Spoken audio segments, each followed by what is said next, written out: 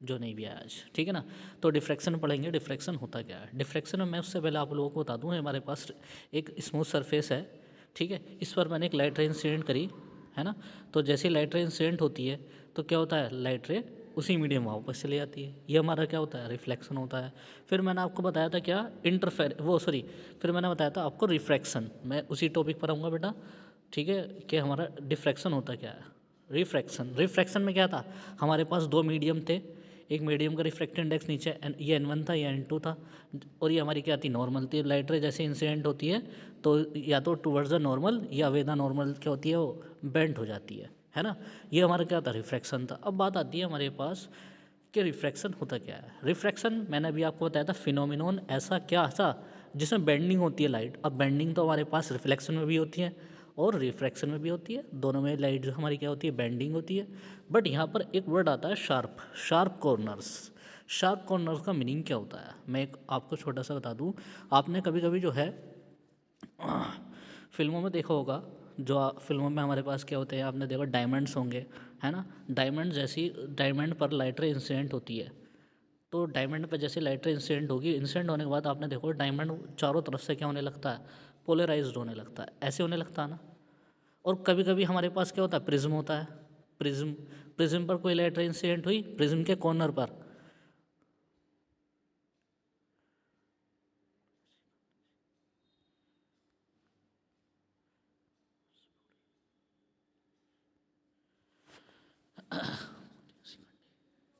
क्या हुआ बेटा, कौन है ये, वंश, वंश, क्या बात है बेटा, कौन है बेटा वंश, क्या बात है बेटा वंश।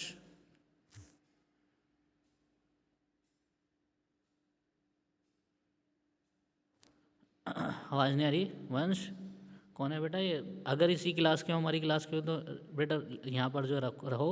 अगर दूसरी क्लास को हो तो प्लीज़ जो है लेफ्ट कर दो ग्रुप को, ठीक है ना। ऐसे अच्छी कोई बात नहीं है कि किसी के ग्रुप में आके आप जो है एंटर कर रहे हो, ठीक है ना, गलत बात होती है अभी। तो हमारे पास क्या होगा, लाइट रे इंसिडेंट होगी किसी कॉर्नर पर। याद रखना, जब लाइट रे किसी कॉर्नर पर इंसिडेंट होती है और इंसिडेंट होने के बाद वो रिफ्लेक्ट होती है, यानी कि बेंडिंग होती है। आपने देखा होगा घरों में कैसे होते हैं, रोशनदान टाइप के होते हैं ना। आपने देखा होगा पुराने घरों में जो है एक विंडो टाइप की होती है, रोशनदान भी होते हैं, विंडो भी होती है। उस विंडो पे के कॉर्नर पर जब लाइट रे इंसिडेंट होती है, कॉर्नर पर, कॉर्नर का मतलब शार्प कॉर्नर होता है मीनिंग इसका। जब कॉर्नर पर लाइट रे इंसिडेंट होती है तो जो लाइट रे बेंट हुई है, दैट इज कॉल्ड हमारा, वही क्या होता है हमारा, डिफ्रैक्शन। रिफ्लेक्शन में क्या होता है, प्लेन सरफेस पे। रिफ्रैक्शन में क्या होता है, एक मीडियम से दूसरे मीडियम में। डिफ्रैक्शन में मीनिंग क्या होता है हमारे पास, कहाँ का है, जब जो है हमारे पास किस चीज़ में होगी,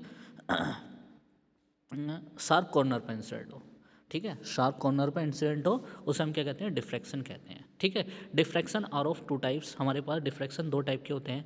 एक तो फ्रेनल डिफ्रैक्शन होता है, ठीक है, और एक फ्रॉनहोफर डिफ्रैक्शन होता है। दोनों का डिफरेंस याद रखना, छोटा सा डिफरेंस है बस, ठीक है। छोटा सा डिफरेंस है हमारे पास कि फ्रेनल में और फ्रॉनहोफर में। फ्रेनल में डिफरेंस क्या है, बस ये याद रखना। देखो जो मैं अंडरलाइन करूँगा ना, ये शॉर्ट, शॉर्ट का मीनिंग क्या होता है, यानी कि हमारे पास सोर्स और जहाँ पर लाइट रे इंसिडेंट हो रही है उनके बीच की डिस्टेंस कैसी हो, बहुत छोटी सी हो, तो वो हमारा डिफ्रैक्शन क्या होता है, फ्रेनल डिफ्रैक्शन।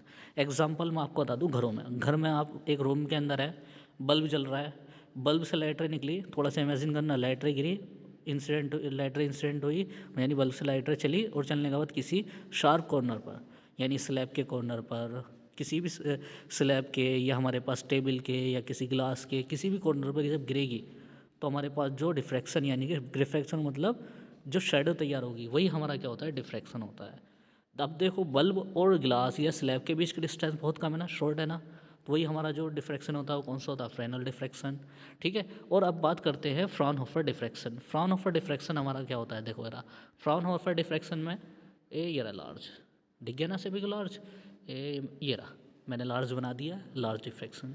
लार्ज मतलब सन है, सन से लाइट रे आ रही है और वो हमारे किसी भी सरफेस पर गिरी, सरफेस के शार्प कॉर्नर पर गिरी, जैसे ही शार्प कॉर्नर यानी विंडो पर गिरेगी तो उससे जो शेडो तैयार बनती है, दैट इज़ कॉल्ड फ्रॉनहोफर।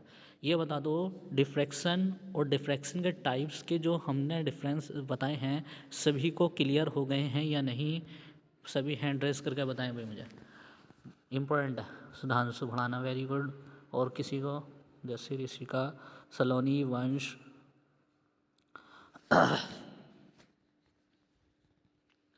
चलो वेरी गुड, सही है। सलोनी बेटा क्लियर हो गया है? Yes sir. वेरी गुड, चलो सही है। दोनों को डिफरेंस याद रखना इम्पोर्टेंट है बेटा। मैं आज या कल में आप लोगों के लिए एक सिलेबस की और एक सैम्पल पेपर की वीडियो लेकर आ रहा हूँ, ठीक है ना।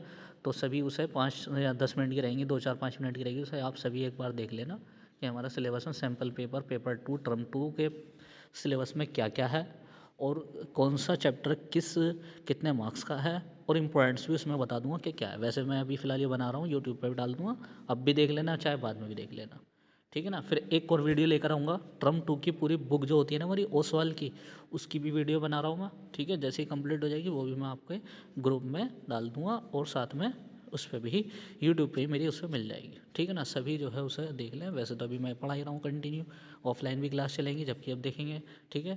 फिलहाल मैं दोनों चीज़ें तैयार कर रहा हूँ, तो सभी जो है ध्यान रखना बेटा, स्टडी करते रहो घर पर। टर्म 2 के एग्ज़ाम पक्का होंगे, 101% होंगे। इस बात से ये नहीं छोड़ सकते कि एग्ज़ाम नहीं होंगे, एग्ज़ाम पक्का होंगे, ठीक है ना। तो इस चीज़ से भूल जाना बेटा।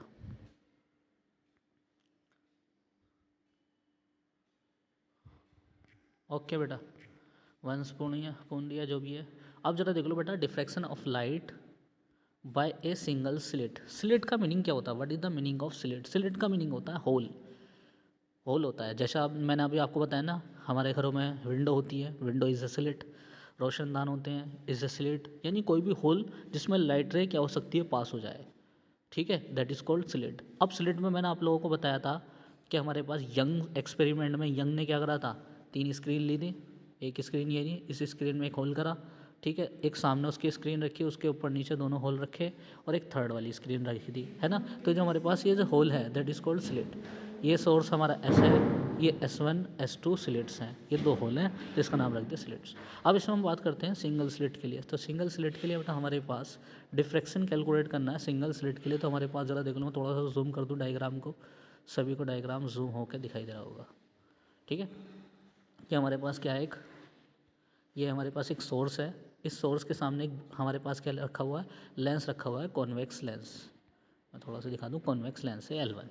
इसके जस्ट सामने एक हमारे पास क्या है, स्क्रीन रखी हुई है, जिसमें हमारे पास 2 स्लिट हैं, एक 2 होल हैं, S1 है, एक ये वाला S2 है। उनके बीच की डिस्टेंस कितनी है, स्मॉल a है। ये पॉइंट A है और ये पॉइंट B है हमारे पास। जब लाइट रे इससे इंसिडेंट होकर से थर्ड स्क्रीन पर यानी इस वाली स्क्रीन पर इंसिडेंट होती है, तो क्या होता है, इसमें इसकी 2 इमेजेस बनती है। अगर हमारे पास ये कॉन्वेक्स लेंस ना हो, ये वाला ये तो ये ना हो, तो हमारे पास इमेजेस का बनती हैं। इमेजेस का मतलब फ्रिंज हमारे पास बनती है पॉइंट पी पर। जैसे ही लेंस हमारे पास कॉन्वेक्स लेंस L2 रखेंगे, तो इसके लिए हमारे पास फ्रिंज जो बनती है पॉइंट सी पर बनती है।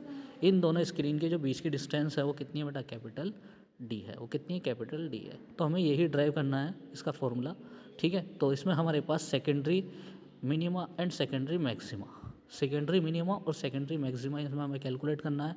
तो for secondary minima, secondary minima के लिए मैंने आप लोगों को बता रखा है पाथ डिफ्रैक्शन कितना होगा। पाथ डिफ्रैक्शन का फॉर्मूला कितना होता है, एम लैम्डा होता है। और एम की वैल्यू कितनी होती है, 1 2 3 4 5 इज़ द फ्रिंजेस, ठीक है। तो हमारे पास बी एन, जरा देखोगे बी एन कहाँ से कहाँ तक भाई हमारे पास, ये हमारे पास है बी एन है ना, बी और ये एन, देखो ये रहा यहाँ एन छोटा सा, ये रहा एन, ये रहा, ठीक है ना।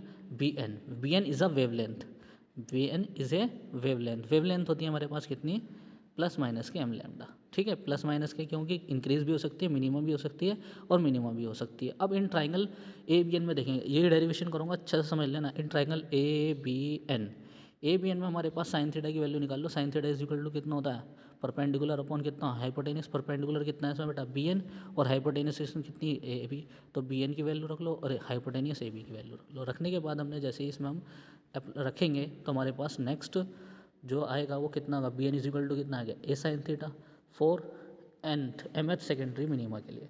यानी कि अगर हमारे पास एम फ्रिंजेस बन रही हो तब उसके लिए a sine theta is equal to कितना जाएगा, प्लस माइनस के m lambda. Sine theta is equal to a multiplication में उधर जाएगा, यहाँ बचेगा डिवाइड में।